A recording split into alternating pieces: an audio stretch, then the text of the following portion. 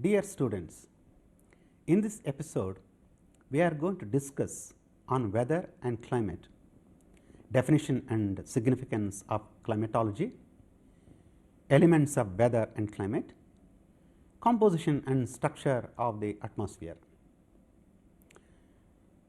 This module consists of the following modules: definition and significance of climatology.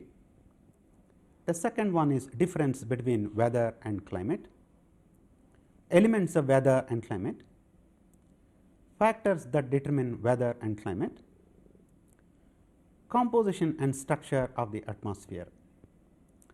First of all, let us see the definition and significance of climatology. Climatology is a science that seeks to describe and explain the nature of climate, why it differs from place to place, and how it is related to other elements of natural environment and to human activities. The term comes from the Greek word klima, referring to the supposed slope of the earth and approximating our concept of latitude, and logos, a discourse of study. Climatology is closely allied with but often confused with meteorology, and although they study similar things, they are separated by the length of time over which they operate.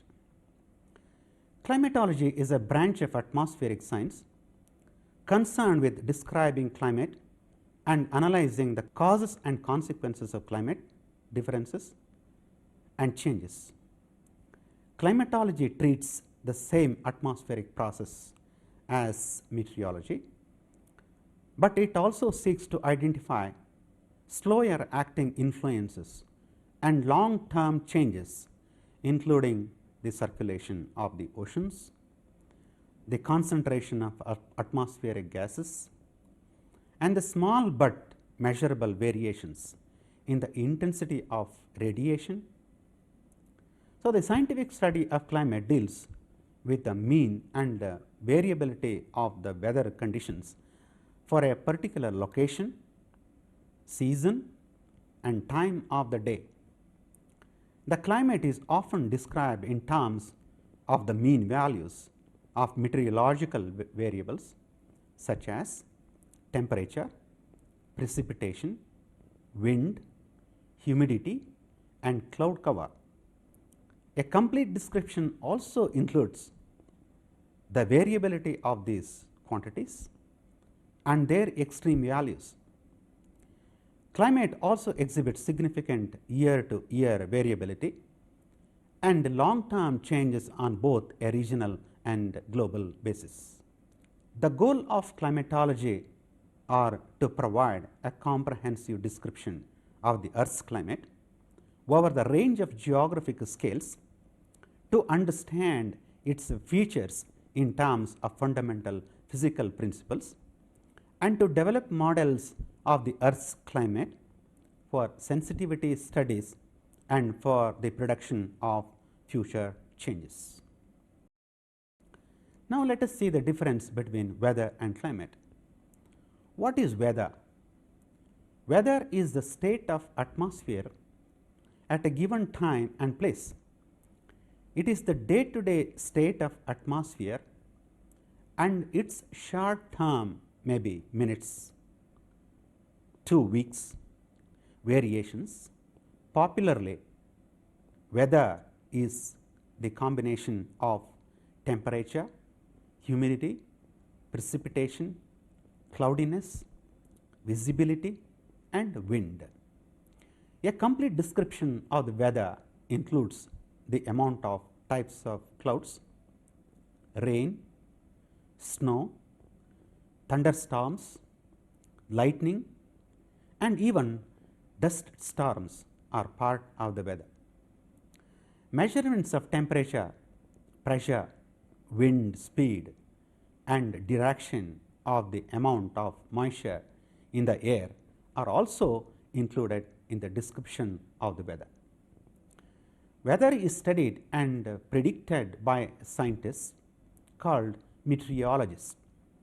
The science of meteorology is the study of entire atmosphere, including its weather.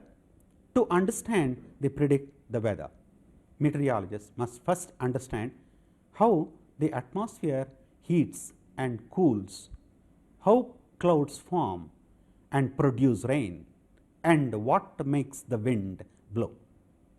Meteorologists also study subjects not obviously related to weather. Such subjects include the composition of the atmosphere, the atmospheres of the other planets, and the causes of past and present climates. Let us see what is climate. Climate is defined as statistical weather information that describes the variation of weather at a given place for a specified interval. In popular usage, it represents the synthesis of weather. More formally, it is the weather of a locality averaged over some period, usually 30 years, plus statistics of weather extremes. We talk about climate change in terms of years, decades, or even centuries. Scientists study climate to look for trends or cycles of variability, such as the changes in the wind pattern, ocean surfaces, temperature and precipitation over the equatorial Pacific oceans that results in El Nino and La Nino. And also to place cycles or other phenomena into the bigger picture of possible longer term or more permanent climatic change. Elements of weather and climate includes temperature, and then temperature is a very important factor in determining the weather, because it influences or controls other elements of the weather, such as precipitation, humidity, clouds, and atmospheric pressure. Humidity is the amount of water vapor in the atmosphere which is measured in percentage. Precipitation is the term given to moisture that falls from the air to the ground. Precipitation includes snow, hail, sleet, drizzle, fog, mist, and rain. Atmospheric pressure is the weight of the air, which is measured in millibars, resulting on the Earth's surface. Pressure is shown on a weather map, often called a synoptic map, with lines called isobars. Wind is the movement of air masses from the high pressure areas to low pressure areas. Now, let us see the factors that determine the weather and climate. So, what is weather? The key elements affecting weather are temperature, humidity, and air pressure, all of which are influenced by the uneven heating of Earth's surface by the sun. Temperature is largely determined by this amount of solar energy in the atmosphere in a given location. This varies according to the number of hours of sunlight received per day and the angle at which it strikes the earth. Other factors affecting temperature are reflection and scattering of the sunlight, cloud cover, absorption by gases in the atmosphere, and conditions on Earth's surface. Solar energy drives the water cycle and affects the amount of humidity in the atmosphere. Water on the ground evaporates and rises into the atmosphere as water vapor. Under the right conditions, it condenses into clouds and returns to earth as precipitation. Air pressure is also affected by solar heating. Differences in air pressure causes local winds when air flows from high pressure to low pressure areas. An air mass is a large body of air that has a uniform temperature and humidity. Since cool, dry air is denser than warm, moist air, a cold air mass will move under a warm air mass and push it up. As the warm, humid air rises, it condenses and forms clouds, resulting in precipitation.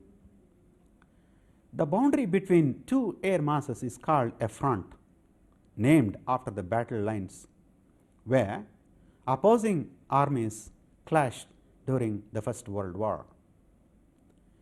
Factors that determine the climate. Climate is comparatively constant because it is largely determined by an area's latitude, the distance above or below the equator. Due to the 23.5 degree tilt of the Earth's axis relative to the Sun, the equator receives more direct sunlight than anywhere else on Earth. Therefore, the equator has the highest year-round average temperature, while the poles, which receives the least amount of sunlight, have the lowest average temperature. So, other factors affecting climate include altitude, mountain ranges, and proximity of large bodies of water.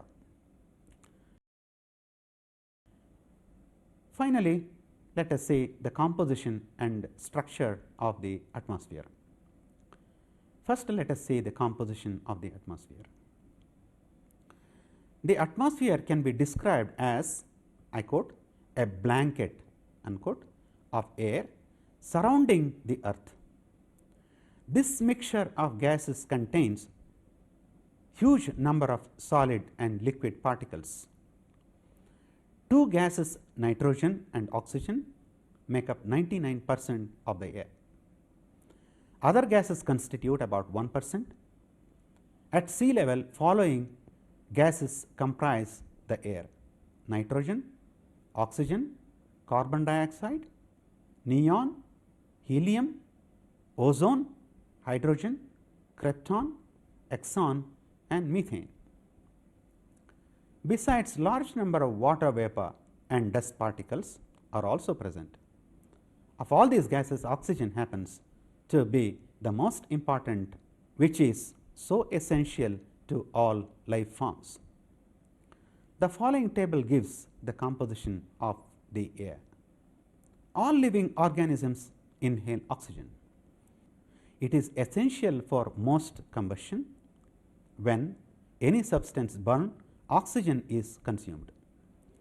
Nitrogen is another gas which about 78% of the atmosphere's volume is made up of.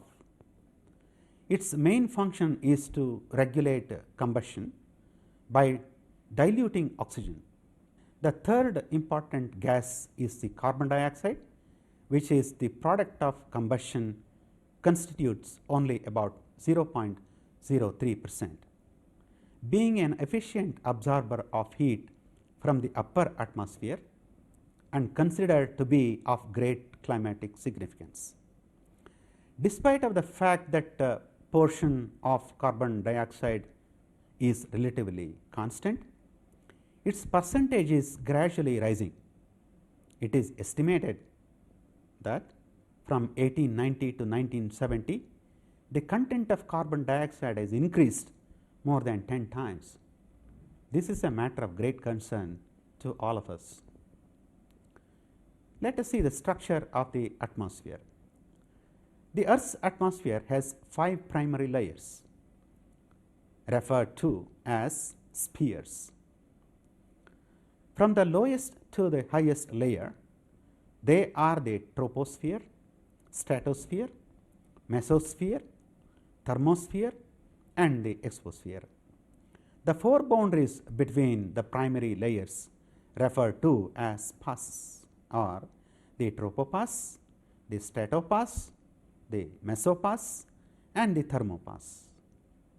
Let us see these passes in more in detail. troposphere. The troposphere is the lowest and thinnest layer of the atmosphere and extends from the Earth's surface to about 7 kilometers high at the north and south pole and 17 kilometers high at the equator. This is where we live. As the density of the air in this layer decreases with height, the air temperature in the atmosphere also decreases with height. The temperature drops from about 14 to 15 degrees Celsius at the surface to about minus 45 degrees Celsius at the top of the atmosphere. All of our weather occurs in the troposphere. Almost all clouds and precipitation from the troposphere, weather fronts, hurricanes, thunderstorms are tropospheric phenomena. The troposphere contains about 80% of the total mass of the atmosphere.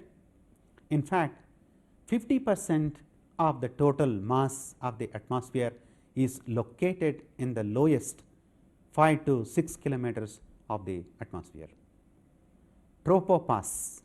The boundary between the troposphere and the stratosphere is the tropopause. Together, the troposphere and the tropopause are known as the lower atmosphere.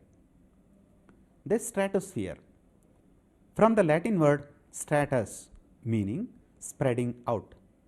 The stratosphere extends from the tropopause height of 7 to 17 kilometers to a height of about 50 kilometers and contains about 19% of the atmospheric gases. The stratosphere experiences increasing temperature, solar radiation with height. It contains the ozone layer because the solar radiation is increasingly absorbed by oxygen molecules in the stratosphere, leading to the formation of ozone. The ozone layer resides in the lower portion of the atmosphere, though the thickness of the layer varies seasonally and geographically. The temperature usually stops decreasing. It becomes roughly constant at first and then begins to increase with height. The air in the stratosphere is very dry, generally having less than 0.05% of the maximum amount of water vapor found near the ground. Clouds are very rare here except for occasional thunderstorm penetration in the lower part. The temperature increases in the stratosphere because of the presence of ozone. Ozone's absorption of ultraviolet radiation leads to warmer air that can sometimes reach temperatures as high as those found at the ground. Stratopause. The boundary between the stratosphere and the mesosphere is the stratopause.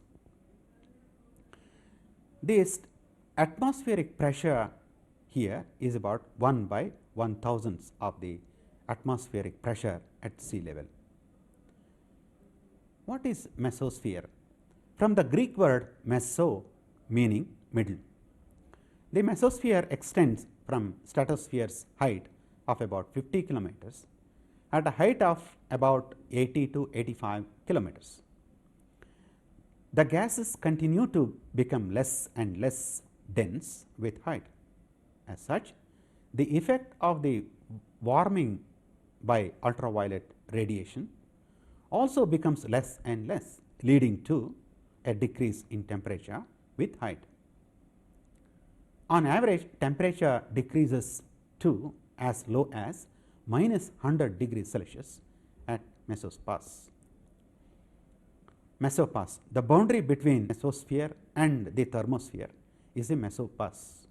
It is the coldest place on the earth with the temperature as low as minus 120 degrees Celsius at times.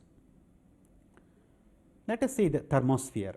The thermosphere extends from the mesopause height of about 80 to 85 kilometers at a height of between 500 to 1000 kilometers and is referred to as the upper atmosphere.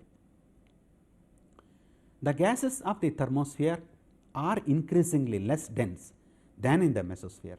As such, increasing high energy ultraviolet and X-ray radiation from the sun absorbs by the molecules in this layer results in the temperature increasing to as high as 2000 degrees Celsius near the top of the layer.